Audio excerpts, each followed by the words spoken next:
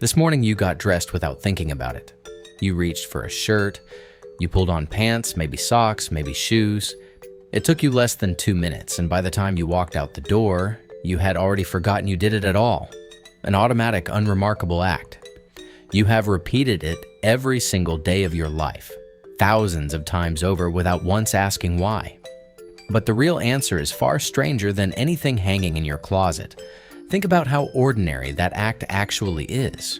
You do not deliberate over it the way you might deliberate over a meal or a big decision. You barely register it as a choice at all.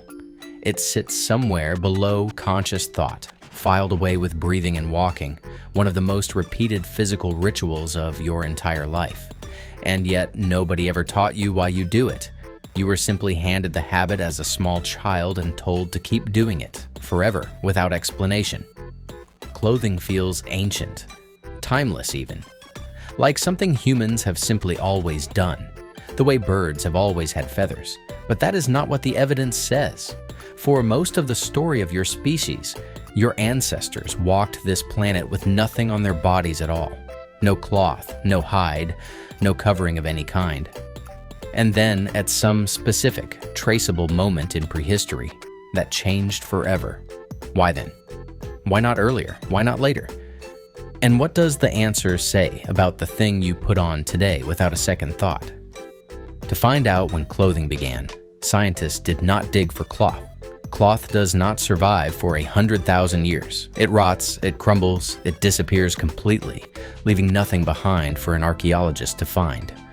No fabric fragment from that period has ever been recovered anywhere on Earth. So instead, researchers turn to something far stranger for evidence. They turn to lice. Here is the logic, and it is genuinely clever.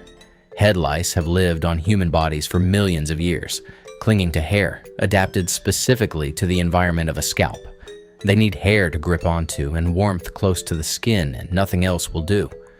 But there is a second kind of louse, one that cannot survive on bare skin or in hair at all. It needs fabric. It lives in the seams of clothing, only leaving the fibers to feed, and it evolved specifically to exploit a habitat that simply did not exist before: worn garments pressed against skin. Before clothing existed, that habitat did not exist either. There was nowhere for this second louse to live. This means something enormous.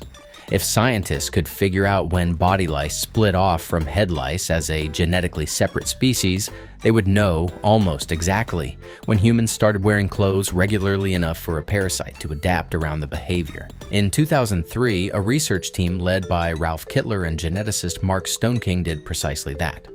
They compared the DNA of head lice and body lice, measured the genetic distance between them, and used the mutation rate as a molecular clock to calculate how long ago the two populations diverged.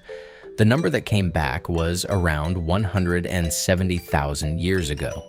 Not a rough guess pulled from folklore or assumption. A measurement built from the evolutionary history of a parasite that could only exist once your ancestors started covering their skin on a regular basis. 170,000 years. Pause on that for a second. Homo sapiens, as a species, is roughly 300,000 years old, which means for nearly half of human existence, nobody wore anything at all. Clothing is not some ancient, permanent feature of being human. It is closer to being an invention, a relatively late one, something your ancestors lived without for longer than they have lived with it. So what changed? What happened around that window in time that suddenly made covering the body necessary? The obvious answer is the cold. And for a long time, that was the assumption most researchers made. Early humans evolved in Africa, in warm climates with bodies built for heat, not cold. As some of them began moving into colder regions, the thinking went they needed protection, so they invented clothing. Simple cause and effect. Case closed. But an archaeologist named Ian Gilligan looked more closely at the timing, and the simple story started to fall apart. If clothing were purely a response to cold weather, you would expect it to appear whenever temperatures dropped and disappear again whenever they warmed back up, tracking the thermometer directly. But that is not the pattern Gilligan found in the archaeological and genetic record. Instead, clothing seems to track something more specific and more dramatic: the deep, cyclical swings of the Ice Age. Long glacial periods, lasting tens of thousands of years, followed by warmer interglacial stretches, repeating over and over across hundreds of thousands of years, like a slow, grinding pendulum. Gilligan's theory is this: clothing was not invented once, out of sudden necessity, and then kept forever after that. It was something closer to a technology that got triggered, again and again by extreme cold, and then partly lost or reduced when the climate eased and the pressure lifted. Each time a glacial period hit, the populations under the most severe cold stress had the strongest pressure to figure out better ways to cover their bodies. Slowly, generation after generation, that pressure produced not just draped animal hides, but something more advanced: fitted garments, layered protection, real insulation engineered by hand, refined under conditions that punished anyone who failed to solve the problem. And that shift from simply draping skin over your body to actually tailoring it brings in another species entirely, one whose story sits right alongside your own. Neanderthals lived through the same brutal Ice Age winters your ancestors did, often in the very same regions of Europe and Asia. They were strong, cold-adapted, and clearly capable of surviving harsh climates for hundreds of thousands of years. Yet the archaeological record connected to Neanderthal sites shows almost no evidence of the specialized tools needed for tailored clothing. Few scrapers fine enough for supple hide working, no needles, no eyed sewing tools of any kind anywhere in their toolkits.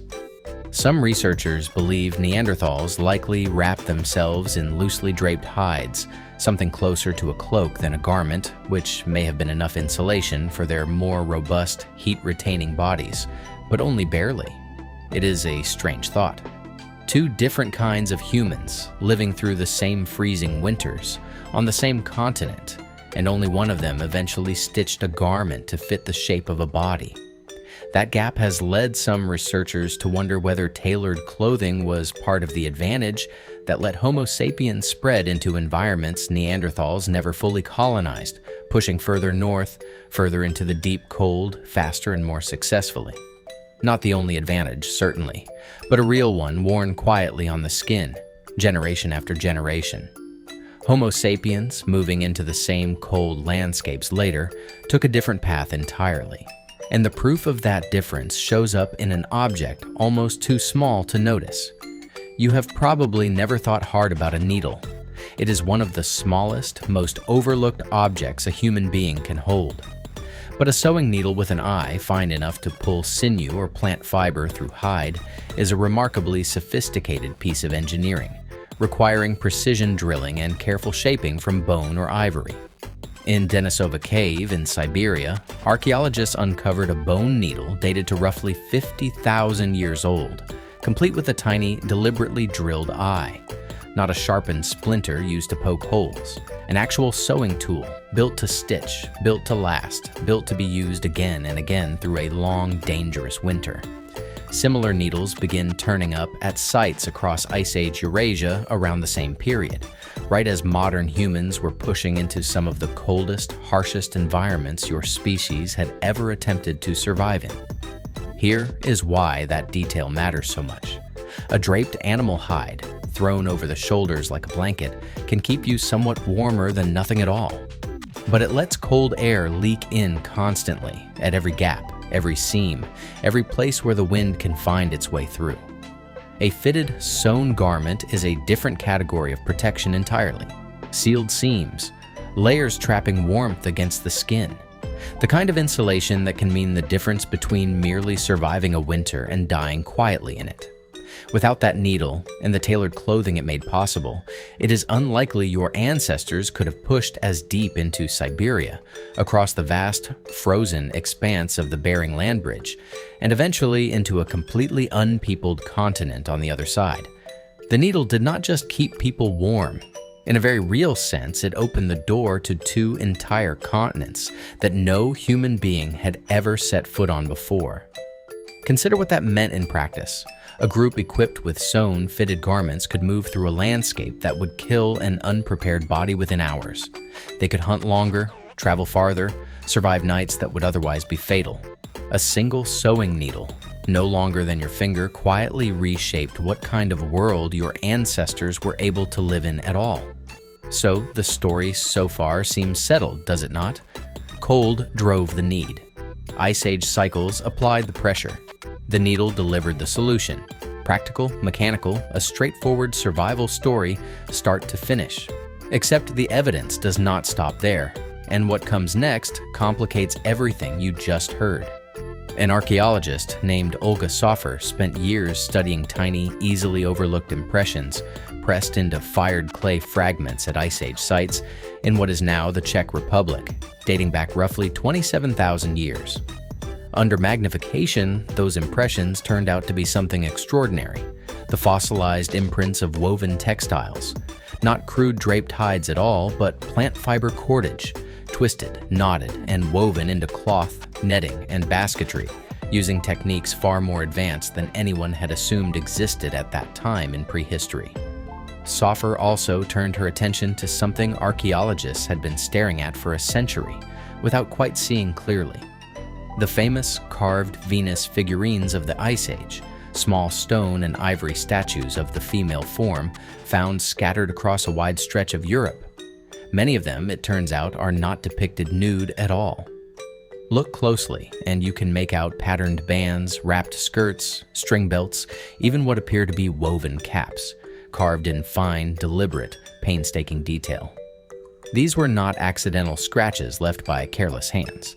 They were representations of clothing, not just any clothing, but decorated, patterned, socially meaningful clothing, created at a level of craft that suggests textile work had already become a serious, established skill, passed down and refined over generations. Soffer was not the only researcher to stumble onto evidence of plant fiber technology far older than expected.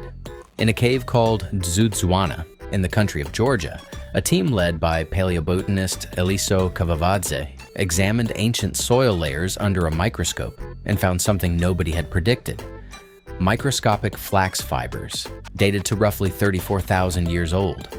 Some of those fibers were twisted, clearly processed by hand, and some of them remarkably showed traces of dye, pigment deliberately applied: black, gray, turquoise, even pink. This was not survival gear thrown together in a panic. This was a working textile craft, already capable of spinning fiber into thread and coloring it on purpose, tens of thousands of years before anyone had ever built a permanent settlement, let alone a loom. Put that discovery next to Soffer's woven impressions and her decorated Venus figurines, and a clearer picture starts to form. Long before agriculture, long before pottery, long before anything resembling a city, your ancestors were already spinning fiber, dyeing it, and weaving it into patterns meant to be seen by other people. Clothing, by this point in prehistory, had stopped being a simple question of survival a very long time ago. And this is where the twist arrives, the part that turns the whole story on its head. If clothing had been invented purely for warmth, purely as a practical response to cold, you would expect the earliest garments to be as plain and functional as possible. Just enough hide to trap heat. Nothing more, nothing wasted. But that is not what the deepest evidence shows. Woven patterns, decorative bands, clothing carved onto figurines with clear, unmistakable artistic intention. From remarkably early on, what people wore was never only about surviving the cold. It was already about something else entirely, how they wanted to be seen by everyone else around them. Layer that alongside the timing of the Lice study, and a genuinely strange possibility opens up.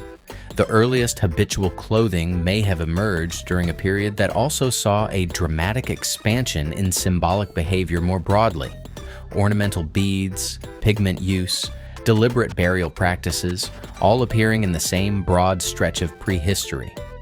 Some researchers now argue that clothing was never purely a survival tool that later picked up decoration as an afterthought. It may have functioned as protection and as identity from very early on, doing both jobs at once, almost from the start, inseparable from one another, which raises an uncomfortable question. Did your ancestors first cover their bodies to survive the cold?